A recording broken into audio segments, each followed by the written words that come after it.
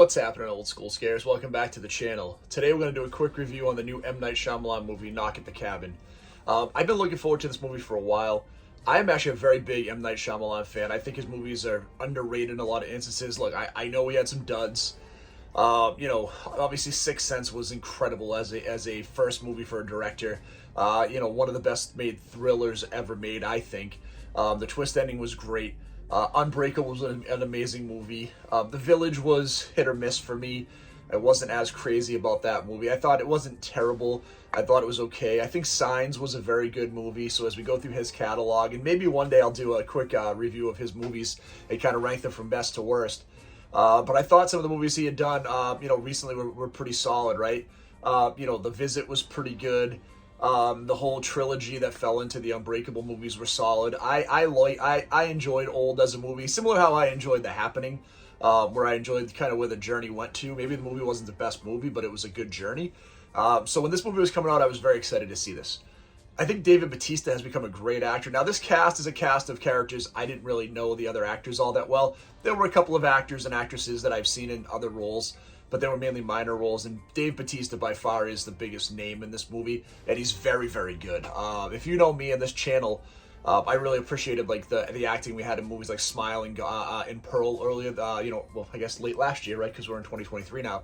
And I think Bautista does a great job in this movie as well. I think he has a amazing presence in this movie as a large gentleman that is very sympathetic, and that's a cool thing with this movie. So I'll try not to give a lot of spoilers, but maybe a quick spoiler alert, just in case. There's really not a bad guy in this movie, right? The characters in here all truly believe what they're trying to sell as the vision of what's happening in this movie. And it is an interesting movie. It's a thriller. Now, here's wildly different opinions. I went to this movie with my wife today. She fell asleep in the movie. I walked out. I thought it was great. I asked her, what did you think? She said it was terrible. I said, really? I thought it was great. And as I've read the reviews online, it's like a 64 or 65 on Rotten Tomatoes from an audience score and like a 68 from a critic score. So it seems like it's pretty split down the middle. I think some of the M. Night Shyamalan fatigue comes into people rating his movies more harshly than before. And I also think it kind of let some of his movies get to like a place like The Lady in the Water, where the movie wasn't going to be great, and he was able to kind of continue to make a similar movie. So I think he's being penalized for things that he was rewarded for previously, where people more gave him the benefit of the doubt that he's lost with some folks. But as a minimalist set piece movie, where it's just set in, it's really a one-act movie, which again I'm a big fan of.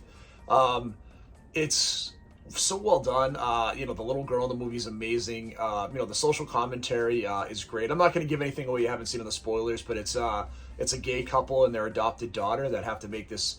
They're told they have to make this decision to save humanity, and it's very well done. I thought again it was very tense throughout. There's enough sprinkled in at the beginning of the movie where you can have a doubt whether the veracity of is it real, is what going on real, and as it plays out and you see the consequences of what's happening, it's very, very good.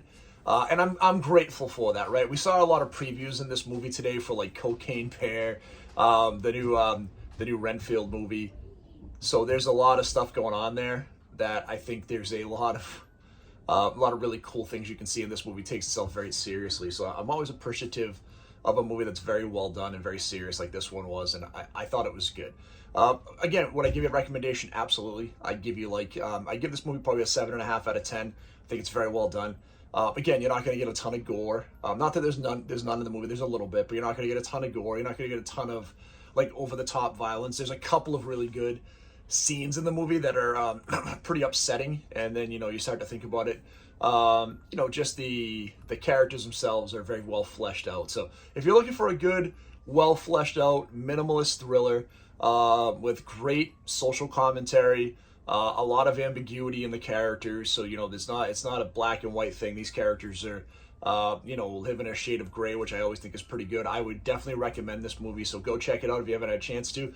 Definitely something I would go and take a look out and kind of get away from some of the silliness of movies like Megan and Cocaine Bear. That's it.